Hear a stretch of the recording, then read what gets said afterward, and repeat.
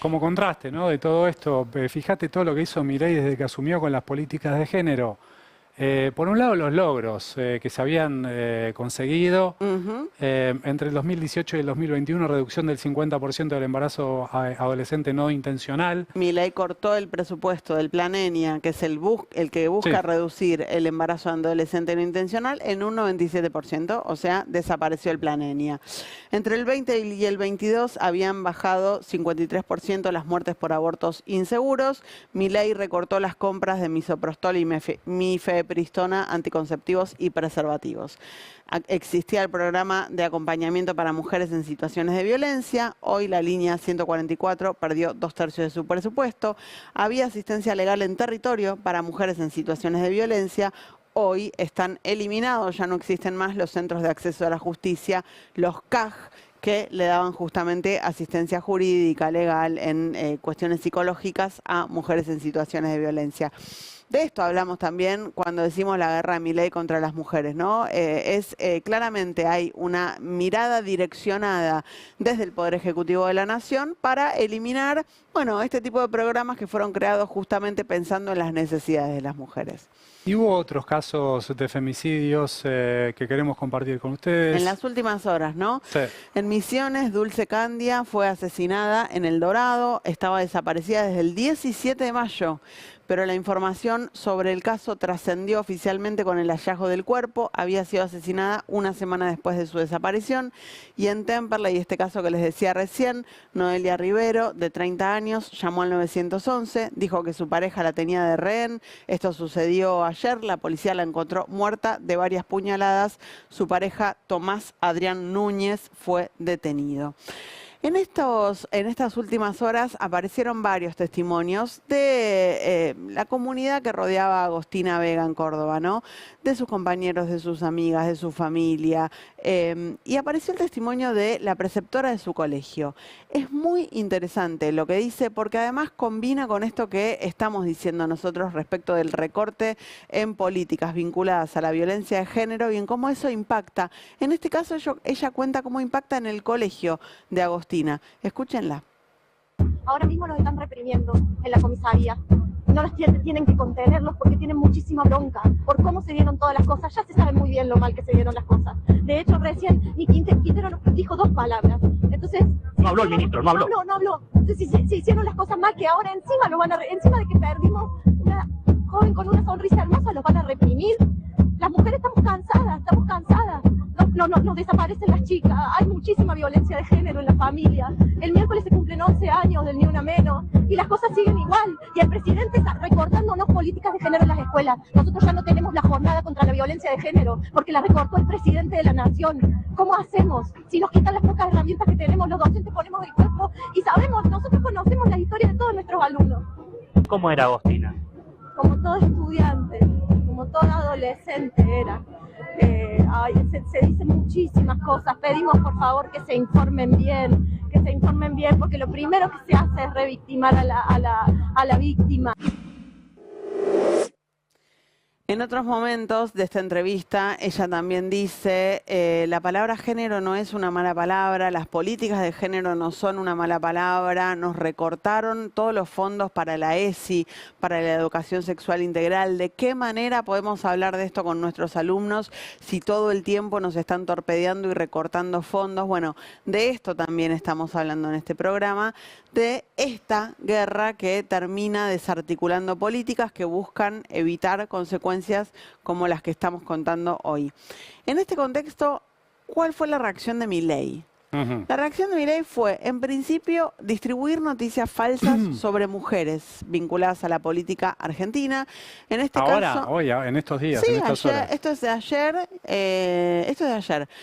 Repostea a La Derecha Diario que pone una foto de Miriam Bregman golpeada. Sí. O sea, una foto de Miriam Bregman con los ojos con moretones. Sí. Obviamente con inteligencia artificial, ¿no? Pero está mostrando a una mujer cagada a palos, una dirigente política cagada a palos, y dice, cara dura, dice La Derecha Diario.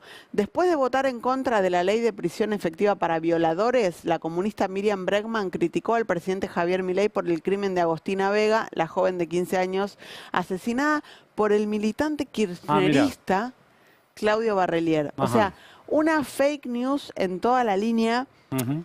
que lo único que busca es sacar rédito político del asesinato de una chiquita de 14 años. Lo único que busca Milei con esto es sacar rédito político del femicidio de una nena de 14 años. No busca nada más. Número uno, hay fake news en Porque este posteo. además, mira, lo que dice Breckman en su posteo original es pensar que el presidente quería derogar la figura del femicidio. Lo cual es real. Es real. Lo cual es real. Postea a una mujer golpeada, dice que el tipo es kirchnerista. Ponele que Barrelier hubiera sido kirchnerista. ¿Qué carajo importa? ¿Qué tiene que ver? La Urta era libertario, Pablo La Urta. ¿Se acuerdan? Cruzó desde El amigo Uruguay. Laje, sí. El amigo del Aje cruzó desde Uruguay, estuvo 2 días en el techo de la casa de su mujer y su hijo. Cuando pudo, entró, mató a su mujer y a la mamá de su mujer, su ex mujer en realidad, la madre de su hijo, y secuestró al pibe. ¿Y qué tiene que ver? ¿Qué es esto? Nos tiramos a ver. Ah, si es kirchnerista el femicidio, buenísimo. Buenísimo, es kirchnerista, me sirve. Acumulo yo. Bueno, en esta está el presidente de la Nación, que de paso también, entre varias redes libertarias, difundieron esta fake sobre Cristina, una foto obviamente falsa, trucada, de Cristina con el femicida. Yo vi que la reposteó, por ejemplo, Alfredo Casero, Mirá. entre otros, ¿no? Mira, Quiero ver qué dice el posteo. Dice, este es Claudio Barrelier, el único detenido sospechoso. Ah, bueno, y ponen la foto ahí con Cristina. Ujú. En esta están los libertarios. Chicos, les toca gobernar. Los eligieron para que gobiernen, para que solucionen los problemas de la Argentina. Bueno, están en esta, ¿eh? y lo que decimos es que esto se da también en un contexto en el que hay una disputa de sentido, hay una disputa de quizás por instalar una filosofía, un sentido común acerca de si la perspectiva de género vale o no, si hay una ideología de género, como le llaman ellos, para desacreditar, si estos tipos de crímenes, bueno, son de una característica particular, que tienen que tener un abordaje particular. Y el que está en contra de todo esto, el que está en contra de la mirada feminista del mundo es Javier Milei. En Davos, más particularmente, el presidente hizo un discurso en contra del feminismo y por eso hablamos de la guerra de Milei contra las mujeres. Recuerden lo que decía el presidente en ese foro internacional. Llegamos incluso al punto de normalizar que en muchos países supuestamente civilizados, si uno mata a la mujer, se llama femicidio. Y eso conlleva una pena más grave que si uno mata a un hombre solo por el sexo de la víctima.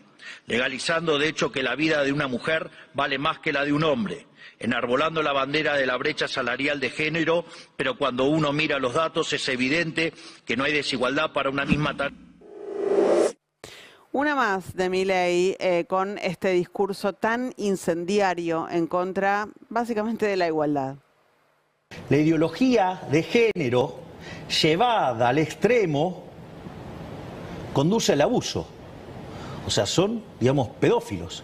Y yo hice varios ejemplos. Voy a repetir eso, la ideología de género... La ideología de género llevada al extremo conduce, o sea, digamos, conduce al abuso. Mirá, che, pedófilo es Barrelier, que no Sí. tiene ningún tipo de ideología de género. Y ahora se mete con la educación sexual integral. Ustedes recuerden cuando se discutía la ley de legalización del aborto, que es lo que decían, los que se oponían a la legalización era, no, lo que tenemos que hacer es una buena ley de educación sexual integral, Claro, para que todo el mundo sepa de qué se trata y entonces... no haya embarazos no deseados. Exactamente. Ahora, la educación sexual integral es algo que, una materia o un saber que hoy mismo se explica en las escuelas desde el jardín de infantes. Y en el jardín de infantes le enseñan, por ejemplo, a los pibes que sus partes íntimas son suyas, son propias, y que nadie tiene derecho a tocarlas. Algo tan básico como eso, para evitar abusos. Eso es la ESI. Imagínense lo importante que es la ESI. Bueno, fíjate lo que dice Milei sobre la ESI. La ESI, Educación Sexual Integral, ¿continúa en una presidencia de Milei? No. No, así como voy a eliminar el Ministerio de la Mujer. y también el INADI, que son mecanismos para la persecución de los que piensan distinto, y tampoco voy a, digamos, me parece correcto que utilices el monopolio de la violencia que tiene el Estado para cobrar impuestos, para lavarle el cerebro con la ideología, digamos, que vos quieras en la versión sexual. ¿Anularías la educación sexual integral? Absolutamente, es un mecanismo por el cual lo que se hace es deformarle la cabeza a la gente, digo. Bueno, y la anuló, porque el de financiamiento feroz es prácticamente anularla. Sí, tenés, después que las jurisdicciones la aplican, ¿no? Ciudad de Buenos Aires o distintas provincias, como dependen las escuelas de ellos, las pueden aplicar. Hoy en la Ciudad de Buenos Aires existe la ESI. Ahora, que digan que la ESI te deforma la cabeza cuando lo que hacen es enseñarle a los pibes que se tienen que cuidar, que sus partes son suyas. En todo caso, después les enseñan las distintas opciones o alternativas de género que existen, lo naturalizan para no discriminar. Bueno, ahí lo tenés al presidente generando sentido común, ¿no? Generando sentido común antifeminista y también antimujeres. Sí, anti-infancias, te digo, porque estar en contra de la ESI es querer que los niños y las niñas estén en riesgo. Habla también en contra de la figura del femicidio. ¿Para qué sirvió el Ministerio de la Mujer? ¿O acaso, digo, bajaron los femicidios? No bajaron nada. Y aparte, digo, de vuelta, un suicidio, digo, usted, un asesinato, lo que sea, lo resuelve de la misma manera. Igualdad ante la ley. O sea, usted no necesita privilegio, porque cuando usted le está dando un privilegio, usted está menospreciando. Yo me niego a menospreciar a las mujeres. O sea, para mí las mujeres están en un pie de igualdad. No le arreglan la vida a ninguna mujer. De hecho, se la empeoran. Pero ¿sabe qué? Hay unos negocios fenomenales. Mira vos, che, unos negocios fenomenales. Claro, ¿para qué existe la figura del femicidio? Bueno, en parte porque se reconoce legalmente que es un tipo de homicidio diferente, porque es un tipo de homicidio motivado en ese odio de género. Cuestiones de género, claro. Te juro... Parece que estamos explicando lo obvio, pero... Es que me pasa un poco eso. 11 años hace que estamos discutiendo este tema masivamente en la Argentina, ¿no? Porque los feminismos en la Argentina y en el mundo los vienen discutiendo hace muchísimo tiempo. Pero 11 años hace que estamos discutiendo eso. Está bien, no importa, hay que seguir haciendo docencia, hay que seguir haciendo docencia. No pasa nada, hay que seguir discutiéndolo, pero con el presidente de la Nación...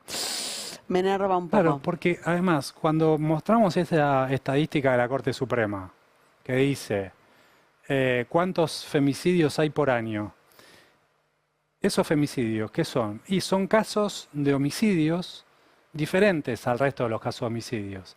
¿Y por qué son diferentes? Y porque tienen características particulares. En general son cometidos por parejas o exparejas, en general, bueno, tienen implican un grado de violencia inusitado. Sí, perversidad, ¿no? Por ejemplo, lo que hicieron con el cuerpo de Agostina. El desmembramiento del cuerpo, y muchas veces implica delitos sexuales. Y cuando vos caracterizás un tipo de delito de esta forma, eso te permite después, a partir de ese diagnóstico que hiciste, de esa caracterización, darle otro abordaje a la prevención y a la investigación. Es simplemente para eso que te sirve. Y por supuesto también porque socialmente decidís que eso merece otro tipo de castigo. Bueno, eso es lo que el presidente desconoce. Desconoce. En este contexto aparece también un think tank, un centro de pensamiento, un lugar que impulsa este tipo de ideas. Hablo de la Fundación Faro. Hemos hablado bastante en el último tiempo en este programa de la Fundación Faro. ¿Por qué? Porque cuando aparecen los gastos exorbitantes de Manuel Adorni y de otros funcionarios que ganaban chirolas, o no chirolas, pero bueno, ganaban un sueldo mucho más bajo que lo que estaban gastando mes por mes, empieza a aparecer en la discusión pública, a partir de algunas hipótesis que barajan incluso sectores vinculados al oficialismo, empiezan a aparecer en la discusión pública la palabra sobresueldos, la posibilidad de que haya sobresueldos. ¿Y con qué lo vinculan? Con la guita que maneja la Fundación Faro, que recién ahora un año vencido, presentó su balance ante la Inspección General de Justicia correspondiente al 24. O sea, estamos hablando de guita del 24. Correspondiente al 24, y además empezó a funcionar en los últimos meses del 24, o sea que lo que muestra es poco. Ahora, de esos pocos meses del 24, lo que muestra es que recaudó 4.800.000 dólares. ¿Qué tal? Está expresado en pesos, en realidad el balance. En pesos dice que recaudaron, vamos a la placa, sí, 4.900 millones de pesos, que equivale a estos 4.800.000 dólares. Recaudación de unos poquitos meses del 2024. Pero cuando te preguntás, che, ¿qué hicieron con esa guita? Bueno, resulta... 5 palos verdes, ¿eh? Es 5 una palos barbaridad. Cuando aparece el PRO en escena, que era un partido que recaudaba mucho también, porque tenía el apoyo de sectores empresarios y yo, no llegaba ni a una tercera parte de esto. 5 palos verdes en un par de meses recaudó la Fundación Faro. Y resulta, esta Fundación Faro, que dirige Agustín Laje, que declara que en publicidad electoral, no lo declara, esto en realidad es una información de Meta. Sí. Meta dice, que maneja Facebook e Instagram, que hizo la Fundación Faro posteos por 1.000 millones de pesos durante el 2025 y unos meses del 2026, o sea, durante el periodo electoral. Solamente estuvo superado en inversión en publicidad electoral por la jefatura de gabinete. Bueno, ¿sí? Los dos tiran para el mismo lado, ¿no? O sea, vos tenés un financiamiento de la política totalmente opaco y se gastaron 1.000 millones en publicidad, ahora quedaron otros 4.000 millones de pesos que no sabemos en qué los gastaron. Tranquilamente pueden haber ido al bolsillo de algún funcionario. Y parece medio temerario afirmarlo así, pero dado que aparece Adorni con guita que no se sabe de dónde salió, bueno. Y bueno, sí, es una hipótesis plausible. La primera cena que hacen para recaudar guita la hacen en el Yacht Club, que es propiedad de la familia Neus, amigos de Santiago Caputo. ¿Qué van a hacer los dueños de la Argentina cuando termine el gobierno de Milei, básicamente? 25.000 dólares había que poner para estar en esa cena. ¿Quiénes estuvieron? José Luis Manzano, de Denor, Hugo Eurnequian, de Corporación América, Martín Migoya, de Globant, si no me equivoco. Sí, Guibert Engleviere también de Globant. Bettina Bulgeroni, de Pan American, Marcelo Midlin, de Pampa Energía, Claudio Velocopit, de Swiss Medical, Sebastián Bagó, de los laboratorios Bagó. Bueno, buena parte del empresariado argentino poniendo guita que después termina en publicidad electoral del oficialismo o vaya a saber en qué. Y bueno, seguramente también en empujar este tipo de ideas, ¿no? A través de las redes sociales, ideas antifeministas, ideas que tienen que ver con que el femicidio no existe y demás. También lo vinculamos porque Agustín Laje es el principal propagandista, ¿no? De la guerra contra el feminismo. Absolutamente.